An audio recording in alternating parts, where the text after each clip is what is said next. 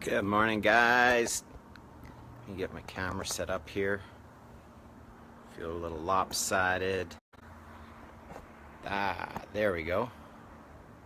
Hope you guys are having an awesome day. I'm coming at you from Sylvan Lake, and I got some massive value to drop for you guys today. I have been doing the work. Good morning, Tara.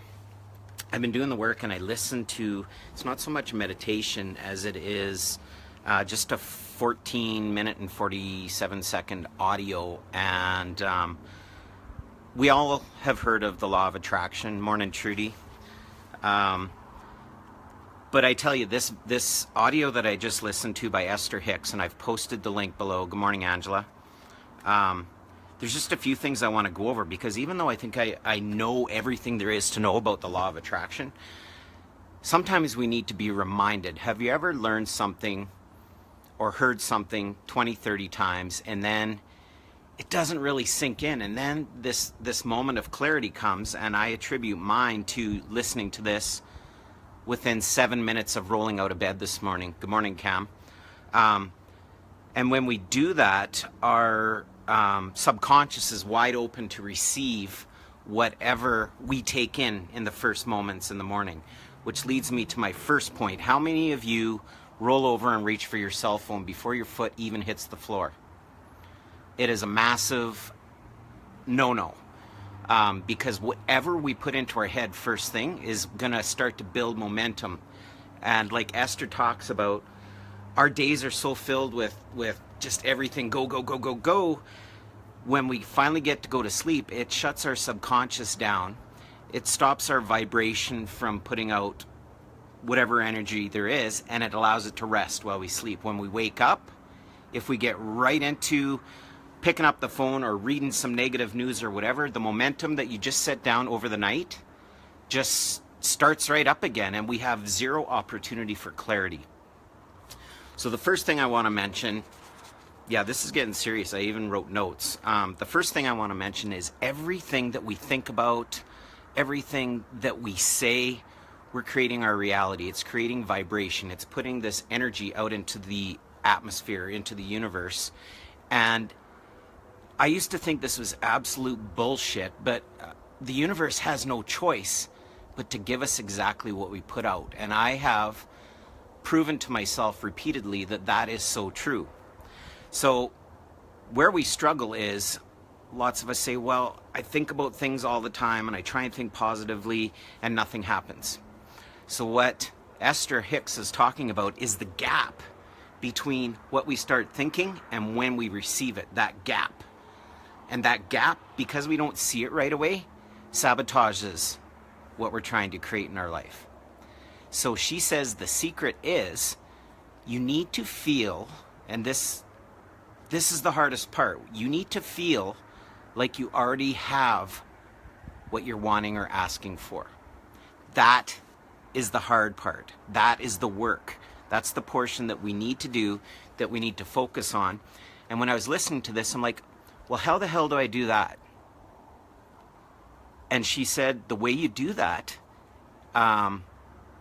she talks about an example how she would wake up, she would try and keep a positive attitude every morning. By breakfast, the attitude went out the window and she was back in a negative state.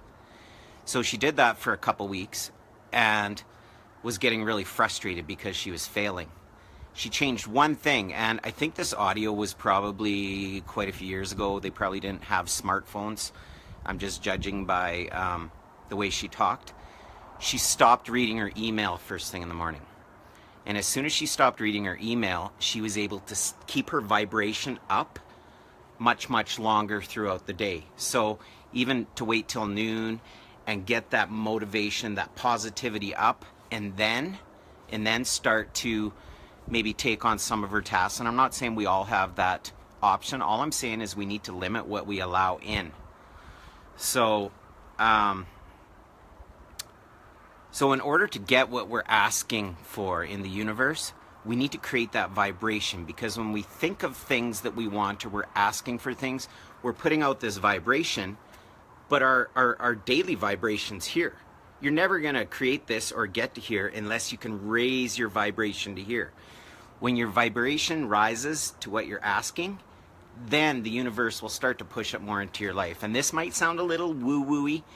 I know it did for me, but trust me, if you haven't caught on to some of these tools that some really smart people have been using for, well over 100 years, it's time to catch on. If you're struggling in life, what do you have to lose?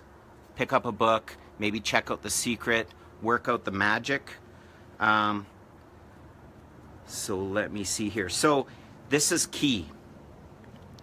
Whatever we're wanting or asking for in life, the universe answers us with what we are feeling. So if we're asking for something and we're feeling like shit, we're just going to get more shit. Like, it's as simple as that. So whatever you need to do to manage your energy, you need to do. It's as simple as that. So if you constantly are negative and you think the world is out to get you, that's exactly what you're going to create. So the gap between the ask and the receiving is what we need to work on. And how we work on that, before your first foot even hits the floor in the morning, gratitude. Gratitude. Gratitude that your eyes open. Gratitude maybe your spouse is beside you. Gratitude that you have a roof over your head. Gratitude. There's so many things we can be grateful for, guys. You know what? We could be living in a third world country not knowing where our next meal's coming from. Like, we are so truly blessed. So she breaks this down into 3 steps. Step 1 is the contrast that causes you to ask. When you're in life, you're like, this doesn't feel right. I wish I had more blank. I wish I had more money. I wish I had more time. I wish I had... That's the contrast or the awareness to go, I need more out of life. So that's step 1. Step 2 is the vibration you're creating. That vibration, there's the gap between what you're asking for, the vibration it's putting out, and then step 3 is to convince yourself there's no gap. There's no gap between step 1 and step 2. Convince yourself there is no gap. And the way to do that is through gratitude and feeling like you've already received what you're asking for. And when you do that, your asking is here, this vibration. When you feel it, your vibration raises up, and then it can flow into your life. I've witnessed this over and over and over. The problem is that we constantly self-sabotage. We wake up with great intentions, positive, feeling good. And this morning, perfect example, my one daughter texts me. She's always running late. I almost missed the bus. The door slammed shut before me. So that, honestly, it's a trigger, okay?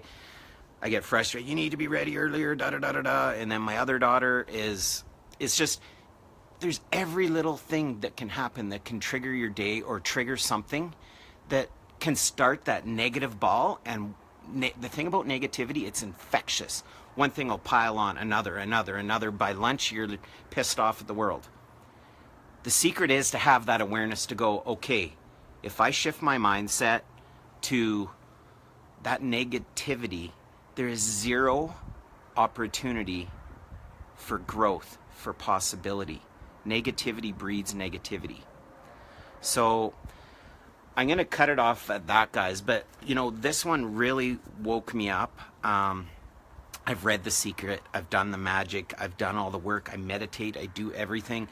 And I got as much or more value out of this 14-minute video, which is why I called this the most important 14 minutes you will listen to today. And some of you, I know I'm a little late because I had to get my kids out the door.